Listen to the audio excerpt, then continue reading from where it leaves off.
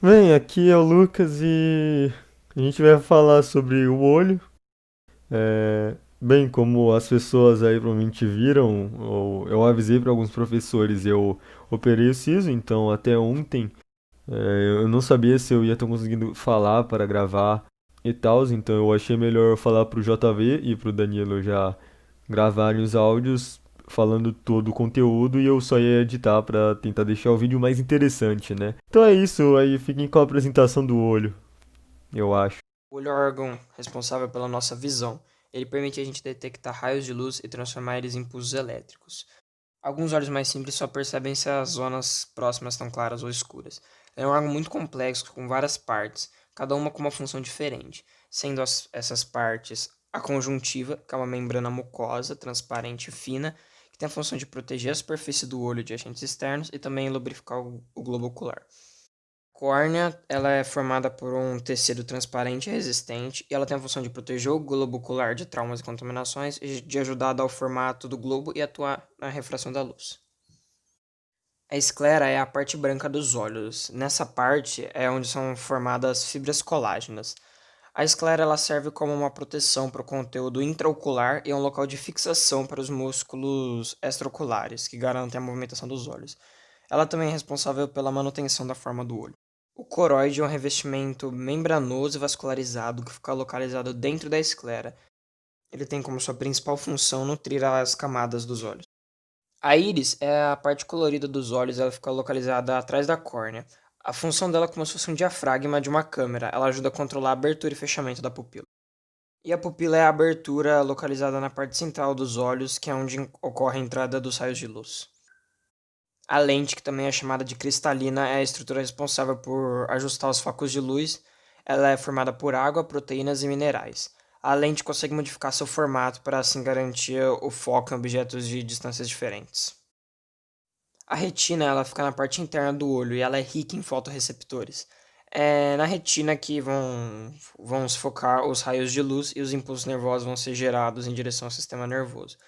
Na retina tem dois tipos de receptores, os bastonetes e os cones. Os cones permitem a visão em cores e os bastonetes são usados para principalmente ver no escuro. As pálpebras são consideradas anexos oculares e a sua principal função é distribuir as lágrimas pela superfície do olho e limpar a córnea. Ela pode acabar fazendo movimentos involuntários como medida de proteção se algo se aproximar do olho. E nas bordas externas das pálpebras tem os cílios, que são pequenos pelos que protegem os olhos de sujeiras ou partículas suspensas no ar. A mácula tem como função garantir uma visão centralizada para quando a gente está lendo ou realizando alguma tarefa com o campo visual restrito. Ela circunda a fóvea central, que é a porção do olho que oferece melhor definição para enxergar com detalhes, e por conta disso, qualquer problema na mácula pode acabar prejudicando significativamente a visão central. O nervo óptico é responsável por levar os impulsos nervosos do olho para o cérebro para que os sinais sejam processados. Ele é formado aproximadamente por 1 milhão de axônios. A glândula lacrimal é responsável pela produção de lágrimas, que umedecem a superfície ocular, nutrem a córnea e retiram substâncias estranhas que chegam ao olho. O humor vítreo, que também pode ser chamado de corpo vítreo ou só de vítreo, é uma estrutura gelatinosa e viscosa que ocupa a porção central do globo ocular. Como ele causa pressão constante, ele atua de modo para manter a forma esférica do olho. Qualquer alteração no estado ou pressão do humor vítreo pode afetar de alguma forma a visão. O humor aquoso é um líquido com aspecto transparente e incolor que contém em sua composição água e eletrólitos. A sua função é nutrir a córnea e o cristalino, além de contribuir com a regulação da pressão interna do globo ocular. Sendo essencial para manter o metabolismo nutricional dos olhos e a boa função óptica. A formação da visão ocorre da seguinte maneira: quando a gente olha em direção a algum objeto, a imagem atravessa a córnea e chega à íris, que vai regular a quantidade de luz recebida por meio da pupila.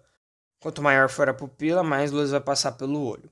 Quando passar pela pupila, a imagem vai chegar no cristalino e vai ser focada sobre a retina. A lente do olho vai produzir uma imagem invertida e o cérebro vai converter para a posição correta. Na retina, mais de 100 milhões de células fotorreceptoras vão transformar as ondas luminosas em impulsos eletroquímicos que vão ser decodificados pelo cérebro. Meu nome é Danilo e vou falar sobre as doenças oculares. EMRI é uma das principais causas de cegueiras em pessoas acima de 50 anos. Ela provoca uma lesão e desgaste na parte central da retina. E existem dois tipos de DRMI. Da DRM seca não existe um remédio próprio para a cura dessa doença, mas o consumo de minerais e vitaminas antioxidantes podem ser benéficos a esses casos. Já o segundo caso de DRMI é a úmida, que é a formação de vasos sanguíneos anormais na área da mácula e pode levar à perda visual rápida. O tratamento dessa DRMI pode ser levado ao consumo de medicamentos para impedir a formação de novos vasos sanguíneos. Já o outro exemplo de doença visual é a glaucoma, que atinge os nervos ópticos e, por assim, deixa de enviar informações visuais para o cérebro. A glaucoma não existe um tratamento curativo, mas o uso de colírio específico, comprimido e a realização de cirurgia podem, sim, diminuir os efeitos dessa doença. Uma outra doença, a mais comum, é a conjuntivite. A conjuntivite ocorre pela inflamação da membrana conjuntiva ocular. Um dos principais sintomas são a vermelhidão, a coceira, o lacrimejo, a secreção, a dificuldade para abrir os olhos ao acordar e o desconforto persistente, entre outros. Há vários tipos de conjuntivite, entre elas a alérgica, a viral e a bacteriana. A conjuntivite alérgica é provocada pelo contato com substâncias irritantes, como pelos de animais, mofo e pó. A conjuntivite alérgica não é contagiosa e costuma vir acompanhada por espirros. Já a conjuntivite viral ela é provocada pelo adenovírus e vem associada com febre, dor de garganta, mal-estar e secreção dos olhos. Ela é transmissível. E a conjuntivite bacteriana é provocada por bactérias e a transmissão ocorre pelo contato das pessoas com a secreção ocular delas.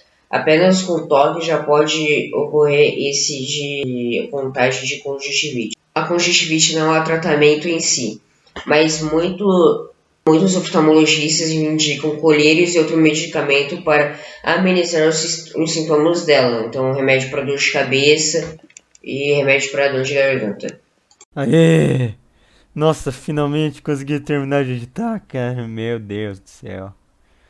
Agora vamos ver os créditos. Oh, fuck!